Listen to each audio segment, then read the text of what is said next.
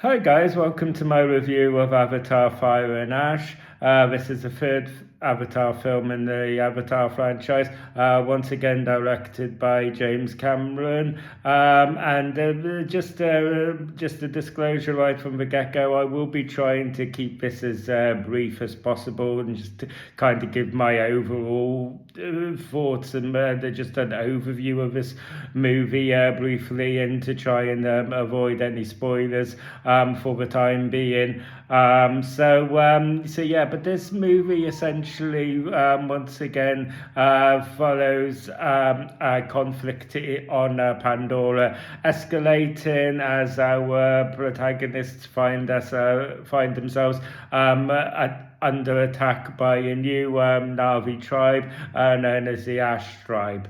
And there's also a kind of we focus a lot more on the character Spider here, who kind of obviously I don't want to say too much, but he kind of presents a kind of a moral question throughout this movie, or a moral conflict, should I say, throughout this movie, that is also something that needs to be resolved. And yeah, let me just cut to the chase. I mean, to get the obvious out of the way, it feels like kind of like redundant at the minute, to the point where I kind of like feel stupid even saying it. But yeah, obviously the cinematography and the visuals here are fantastic. It's just what you come to expect from an Avatar movie.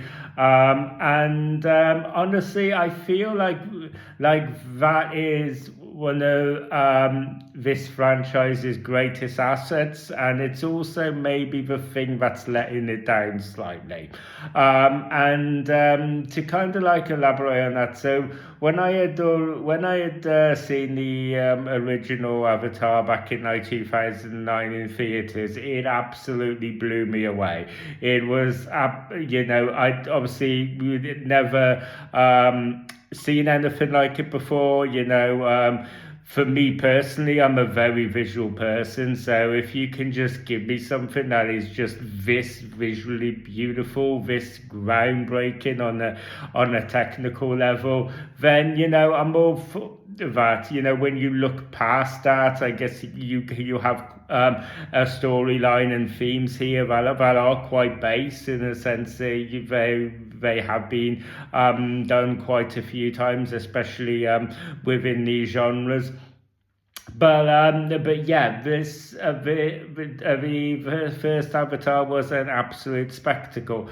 And I kind of like feel like, with the James Cameron sequels that we've got outside of this franchise, with T2 and Aliens, what those sequels really did was that they really stayed true to the great things that made the first one so great, but they totally reinvented it as well. And these Avatar sequels are not that.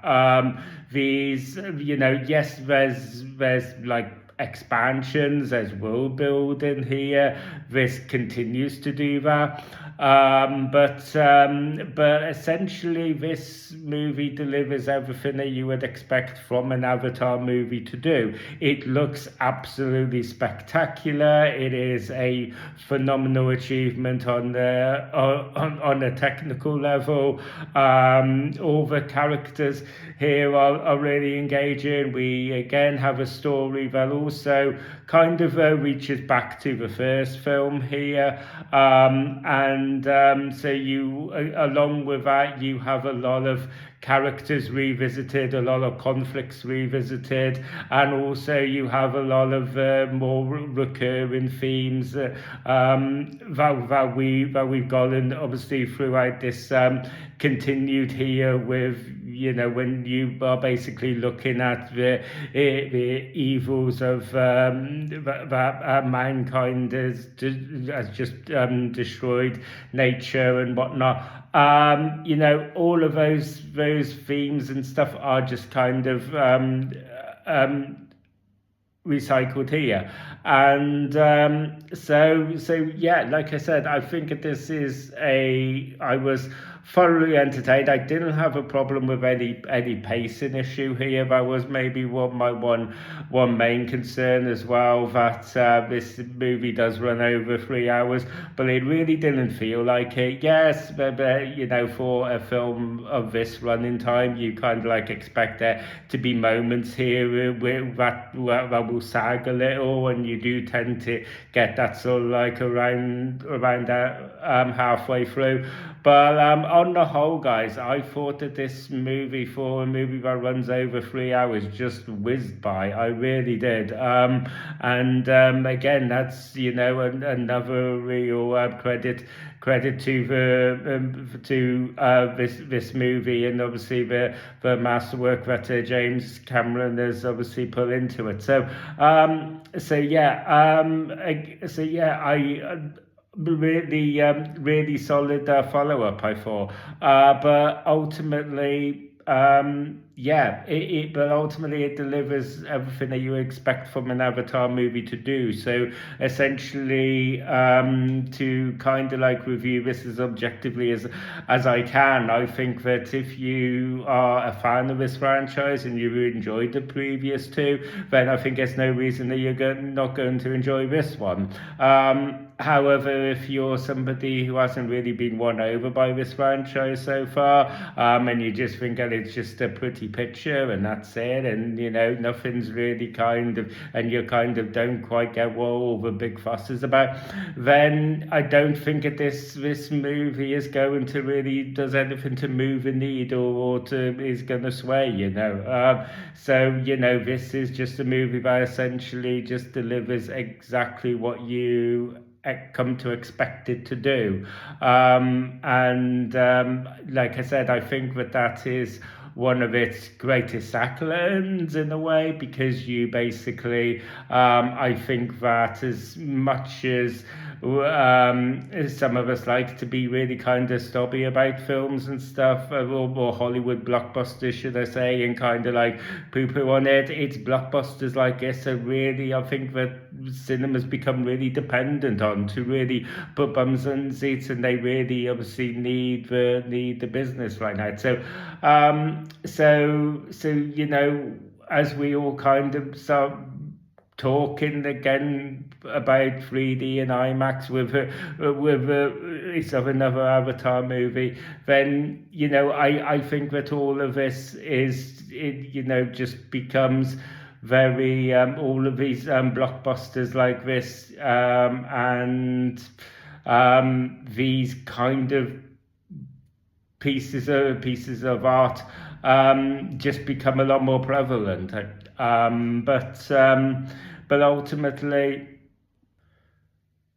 like I said before, when I saw the first Avatar back in 2009, it just completely blew me away. And while these sequels kind of, you know, kind of meet that bar, and maybe sometimes in certain sequences top anything that we saw in that first film on a technical level, you know, it doesn't quite hit the same in the same way that it did back in 2009, because while you may kind of think, oh well, we haven't maybe seen an Avatar film do that on quite that level, but at the same time, you kind of, this is a third film in the franchise, so you have kind of seen something similar within this franchise, which is something that you couldn't have said back in 2009 when the first Avatar film dropped. So there is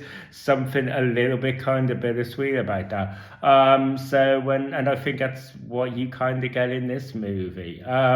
It is something that just delivers what you expect from an Avatar film, and you know, that's really it. So I guess, you know, how you feel about the previous two movies, especially how you feel about The Way of Water, will kind of determine where you kind of land on this, really. And that's kind of like how all I can really say, being as unbiased and as objectively as I can. So yeah, but for me, as somebody who is a big fan of this franchise, yeah, I thought that this was a really solid follow up.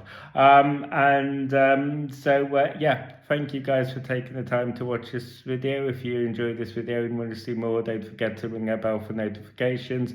Don't forget to like and subscribe. Please feel free to let me know down in the comment section about if you have seen Avatar Fire and Ash, what your own thoughts were about it. Obviously, I'm trying to keep this video as spoiler free as possible, so if you could either do the same or at least have a disclaimer in your comments if you are going to get into spoilers, that would be great. If you haven't seen this movie yet, let me know what your excitement level is. Yeah, are you a fan of this franchise? What were your thoughts of the previous two films? All of that fun stuff. Let me know down in the comment section. And until next time, I will see you guys on the next video. You guys take care.